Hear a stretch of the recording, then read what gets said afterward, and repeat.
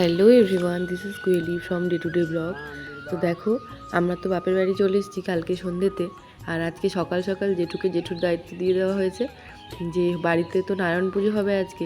আর নারায়ণ পুজোর জন্য যে হোম হবে, হোমে যে সমস্ত পাতা টাতা লাগে সেগুলোই ব্যাটাকে তুলে আনার দায়িত্ব দেওয়া হয়েছে। এইটা কি এইটা কি গাছ? এটা যজ্ঞডুম্বুর। যজ্ঞডুমুর আম আর বট। এটা তো আম, বট, অশ্বত্থ, পাকুড়। পাকুড় কোথায়? তো হোম হতে মেনলি যে 5টা গাছের ডাল লাগে, তো সেইগুলোই নিয়ে আসা হয়েছে: আম, বট, অশ্বত্থ আর পাকুড় আর যজ্ঞডুমুর। আর বাপিকে দেখো, এদিকে বাপির গাড়িটা বাইরে দেখা আছে, ও তার উপরে উঠে গিয়ে বদমাশি করে যাচ্ছে। তারপর মাসি এদিকে এই যে পুজোর আরতির জন্য সলতে করছিল, ও এখানে এসে মাসির কাছে বসেছে। আসলে ও এগুলো নতুন দেখছে তো, মানে অনেকটাই ছোট, আগে যখন পুজো হয়েছে তো ওই জন্য ওর কাছে সবই বেশ ভালো লাগছে, নতুন রকম। আর এদিকে বৌদি আনাজ কাটছে, মানে আজকে সবাই একসাথে খাওয়া দাওয়া হবে। আর এটা পাশের বাড়ির একটা জেঠিমা, ওকেও ডাকা হয়েছে। মায়ের একটু অসুবিধা থাকার জন্য এই পুজোতে মা কিছু করতে পারলো না, তো সেই জন্য ওই কাকিমাকে ডাকা হয়েছে, ওই সব কিছু করে দেবে আজকে আমাদের বাড়ির পুজোর। তো মাসিও এসছে। তো বাড়ির পুজো হলে তো জানোই যে কত রকমের কত কি থাকে ব্যাপার। আর এখানে সিন্নি মাখা হবে, ঠাকুরমশাই চলে এসছে, তো উনি সিন্নি মাখবেন বলে সব কিছু রেডি করছেন। আর এদিকে আরও পুজোর যে সমস্ত থাকে সমস্ত জিনিসপত্র, তো সেইগুলো দেওয়া হয়েছে। আমাকে বাপি বলল, তুমি গিয়ে পুজোর প্রসাদ মানে ফলগুলো কেটে নাও। সব ফল এখন কাটতে হবে না, অল্প অল্প ফল কাটো, কারণ সব ফল কেটে দিলে তো ওগুলো কালো হয়ে যাবে। তার থেকে যখন এখন পুজোর মতো কেটে দাও, আর যখন হচ্ছে সবাইকে দেওয়া হবে, আমাদের তো অনেক বড় ফ্যামিলি, তো সবাইকে যখন দেওয়া হবে তখন আর বাকিগুলো কেটে তারপরে দেওয়া হবে। তো সেই রকমই আমি পুজোর মতোই অল্প অল্প করে ফল কেটে নিচ্ছি এখন এখানে। মাসিও আমাকে তারপর এলো একটু হেল্প করতে, ওই বেদানা টেদানাগুলো একটু মাসি ছাড়িয়ে দিচ্ছিল। আর তারপর এদিকে এই যে বড় এটা দেখছো কাঁঠালটা, মাসি এখন কাঁঠালটা ছাড়াচ্ছে। আর এই কাঁঠালটা আমাদের বাড়ির গাছেরই। দেখো, আমি এদিকে সমস্ত ফল প্রসাদ আর যা যা লাগে সমস্ত কিছু যাবতীয় সমস্ত সাজিয়ে দিয়েছি। আর এদিকটাতে আছে চিড়ে মাখা আছে। আর এদিকে তো সিন্নি ঠাকুরমশাই মেখেই রেখেছে, তখন দেখালাম মাখাচ্ছিল। দেখো, আমাদের বাড়িতে এরকমই মানে হয় আর কি, অনেক অনেক বড় ফ্যামিলি হওয়ার জন্য প্রচুর প্রচুর ফল, তারপর সিন্নি চিড়ে প্রসাদ সমস্ত কিছুটাই করা হয়। আর এদিকে তো আছে লুচি, সুজি, আলু ভাজা, পটল ভাজা আর কাঁচকলা ভাজা। এগুলো তো ভোজ্জি দিতে হয়, আর ভোজ্জির জন্য চাল, আলু, পটল, কলা এগুলো দেওয়া আছে। তারপর আমি এখানে এই যে প্রসাদটাকে এইভাবে সাজিয়ে রেখেছি, আর এখানে যজ্ঞ হবে বলে ঘি বের করে রাখা হয়েছে। তো দেখো, এখানটাতে আমি ফলগুলোকে এইভাবে সাজিয়েছি। আগে তো পাথরের থালাতে দেওয়া হতো সব কিছু, নাহলে কলা পাতাতে, নাহলে পাথরের থালাতেই বেশি দেওয়া হতো। আমার বিয়ের সময় ওই বড় থালাটা কেনা হয়েছিল পেতলের, তো তারপর থেকে ওটাতেই ওইভাবে সুন্দর করে সাজিয়ে দেওয়া হয়। আর এই দেখো আমাদের নারায়ণ বাবা, তো সবাই নারায়ণ ভগবানের দর্শন করে নাও, ভগবান সবার মঙ্গল করুক। তারপর ঠাকুরমশাই এসেছিলেন ঘট ডোবাতে। পুজো শুরু হওয়ার আগে তো ঘট ডুবিয়ে নিতেই হবে, তো সেই জন্য ঠাকুরমশাই চলে এসেছিলেন আমাদেরই পুকুরে। এই পুকুরটা তো তোমাদের সাথে অনেকবারই শেয়ার করেছি। তো দেখো, এটা আমাদের বাড়ির নিজেরই পুকুর। আর এর পাশেই যে আম, কাঁঠাল, কলা সব গাছগুলো দেখছো, এগুলো আমাদের বাড়িরই সমস্তটা।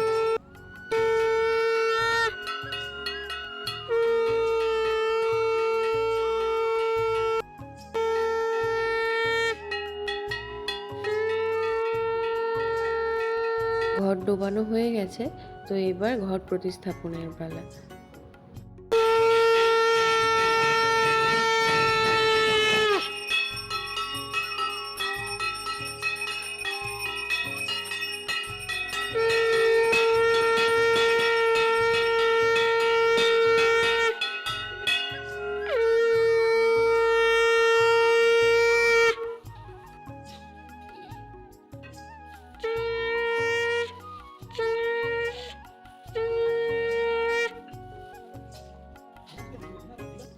ভাই এবারে পুজোতে সংকল্প করবে, তো ও বড় হওয়ার পর থেকে, আগে তো বাপিই করতো, ও বড় হওয়ার পর থেকে ওই এখন সংকল্প করছে। প্রায় 3-4 বার পুজোতে এখন ওই দেখলাম সংকল্প করলো। আর ভাই সংকল্প করছে, অবশ্য আমি পুজোতে থাকলাম এই প্রথম, মানে আমি দেখেছি ওকে প্রথমেই সংকল্প করতে, বেশ ভালো লাগছে। ভাইকে দেখে মনে হচ্ছে অনেক বড় হয়ে গেছে ও। তো সবাই বসে এখানে পুজো দেখছে। আর বাড়ির মঙ্গলের জন্যেই তো সত্যনারায়ণ পুজো করা, তাই বাপি ওকে বলছে তুই কর, তুই তো বাড়ির একমাত্র ছেলে, তোদের মঙ্গল হলেই সবার মঙ্গল হবে। আর এদিকে বড়দা রান্না বান্না করছে, মাও কিছুটা করেছে, বাইরে উনুনে ভাত টাতগুলো করেছে। আর যেহেতু সবাই একসাথে খাওয়া হবে, অনেক রান্না বান্না, মাকে এদিক ওদিক ছুটতে হচ্ছে, তো সেই জন্য বড়দা আজকে রান্নাটা করছে এখন। আর এদিকে এখন হচ্ছে আরতি।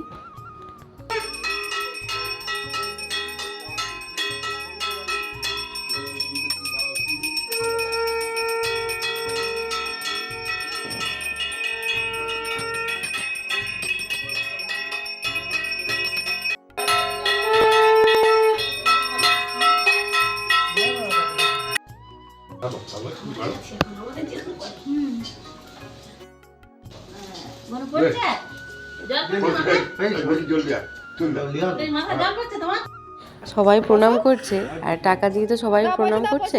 আর বাবিকেও টাকা দিতে বলা হয়েছে, ও ভয় পাচ্ছে। তারপর লাস্টে কেমন তাড়াতাড়ি করে টাকাটা দিয়ে পালিয়ে যাচ্ছে, মানে ও কি ভাবছিল কি জানি, যে বাবন ঠাকুর হয়তো ওকে ধরে নেবে না কি ভাবছিল। তো ওকে বলছিলাম বাবি ওইভাবে টাকা দিতে নিয়ে আস্তে আস্তে দাও। তারপর দেখো যা হোক করে এসে কেমনভাবে একটু প্রসাদ নিয়েই পালালো, একবারে ভয়েই অস্থির। তারপর এদিকে আমি ওই হোমের টিকা হোম হওয়ার পর যে টিকা দেয়, হোম টিকা লাগানোর পর আমি এখানে এই যে একটু প্রসাদ নিয়ে নিলাম, প্রণাম করে নিলাম।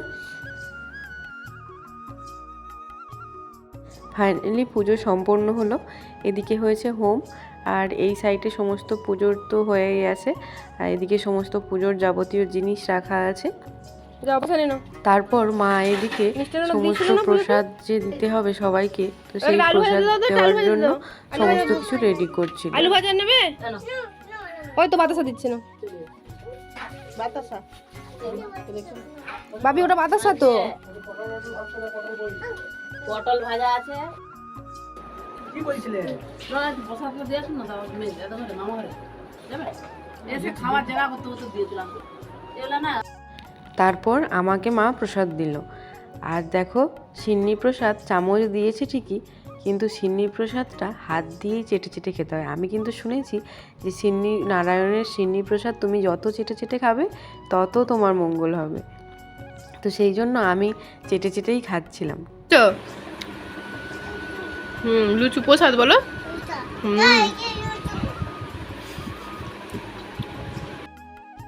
আর এই ইঁচড়টা কাঁঠালটা তো তখন তোমাদেরকে দেখালাম যে ওটা আমাদের বাড়ির গাছেরই কাঁঠাল। আর এই কাঁঠালটা না, মানে একটাই লাস্টের কাঁঠালই এটা ছিল, তো এটা আমাদের জন্য রাখা হয়েছিল এবং সেটা পুজোর উদ্দেশ্যেই দেওয়া হয়েছে। আমি আগের বার যখন এসেছিলাম আমাকে তখন বলেছিল নিয়ে যেতে, আমি নিয়ে যাইনি, তো সেটা আছে বলে পুজোতেও দেওয়া হয়েছে, সমস্তটাই হলো। আর এদিকে হয়ে গেছে রান্না কী কী হয়েছে চলো দেখাই তোমাদেরকে।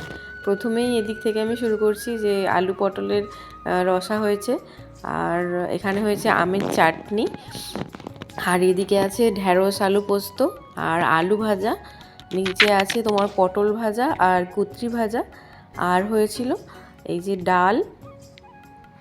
ডাল হয়েছে, আর ভাত তো আছেই। তো এই সমস্ত কিছুই রান্না হয়েছিল, আজকে সবাই একসাথে খাওয়া হবে। তো চলো এখন। তারপর দেখো এদিকে সবাই খেতে বসে গেছিলো। তো এইখানে রান্নাঘরের দুয়ারটাতেই আমাদের খেতে বসানো হয়েছে। তো এই জায়গাটা একটু বড়োর জন্য সব একবারেই বসা হয়ে যায়, তো সবাই প্রায় একবারেই বসে গেছে। আর বাবিকে মা এদিকে খাইয়ে দিচ্ছে। তো চলো আজকের ব্লগটা তাহলে এখানেই শেষ করছি। ব্লগে যদি কিছু ভালো লেগে থাকে লাইক কমেন্ট শেয়ার করো, নতুন হলে চ্যানেলটাকে সাবস্ক্রাইব